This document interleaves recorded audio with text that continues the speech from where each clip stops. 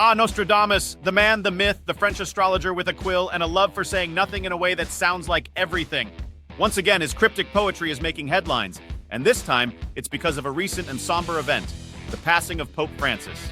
While millions mourned a deeply spiritual and globally respected leader, some corners of the internet decided it was the perfect moment to say, hey, didn't Nostradamus predict this? And also something about a secret pope? Because nothing says tribute quite like pulling out your dusty prophecy bingo card. Let's clear something up right away. This video is not about mocking faith, religion, or the papacy. We're not here to throw shade at centuries of tradition or the heartfelt grief of millions. What we are here to poke fun at is the uncanny human need to cram every news headline into a 16th century prediction written by a guy who thought bathing was suspicious and astrology was science. Priorities, people. So the claim this time is that Nostradamus foresaw not only the passing of a pontiff, but also the rise of a dark pope. Now let's hit pause for a second. The word dark has been interpreted in every way imaginable: secretive, ominous, morally ambiguous.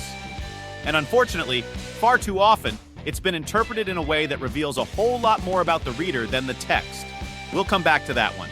First, what did Nostradamus actually say? Spoiler alert. As usual, it's murky. Something about a young old man and a black pope appearing during troubled times. That's it. That's the big scoop. And people have been applying this same prediction to everything from world conflicts to YouTube drama. Because when your predictions are vague enough to mean anything, they will eventually appear to mean something. This is where confirmation bias enters the chat. It's the psychological version of only hearing what you want to hear. People scour Nostradamus's writings, and when something remotely matches an event, they go, aha, he called it. Meanwhile, they conveniently forget the 99 times he missed the mark.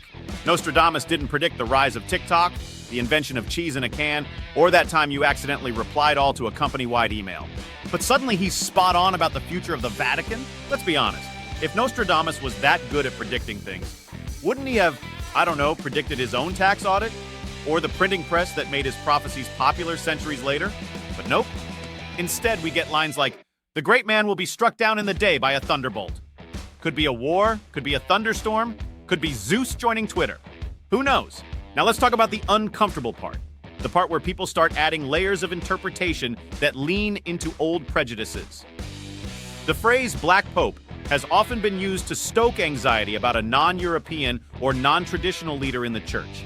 It doesn't take much digging to realize these concerns are rarely theological.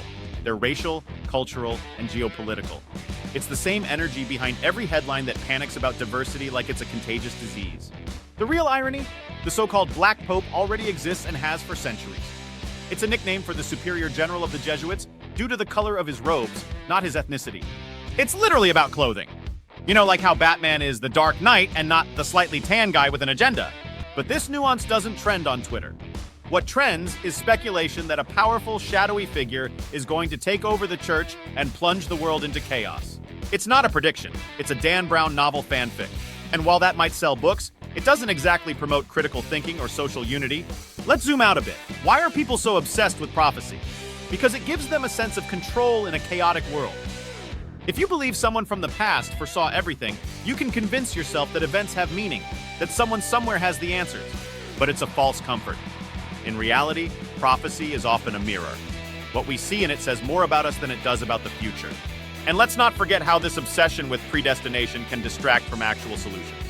Instead of asking how to ensure justice, peace, and leadership rooted in empathy, we end up squinting at centuries-old poetry, trying to decode the future like it's a Sudoku puzzle from Hades. What's more productive than quoting Nostradamus? How about focusing on the values Pope Francis stood for? Humility, inclusion, compassion, and service. That's the real legacy worth following, not some horoscope in iambic pentameter. So what's the takeaway? Nostradamus was not a divine prophet. He was a poetic guesser with an excellent PR team. If he were alive today, he'd probably be on Cameo selling custom prophecies for birthdays. And if you genuinely want to know what's going to happen in the world, maybe trust experts, data, or wild idea, actual church announcements. In conclusion, the world doesn't need more misquoted medieval stanzas. It needs more critical thinking. So the next time someone says, "Did you know Nostradamus predicted this?" just smile, nod, and maybe recommend they try Sudoku instead. It's more accurate. If you enjoyed this deep dive into historical nonsense, give us a thumbs up, subscribe to the Debunkers, and leave a comment with your favorite ridiculous prophecy. Who knows, maybe one of you predicted the rise of pineapple pizza before it happened. Until next one.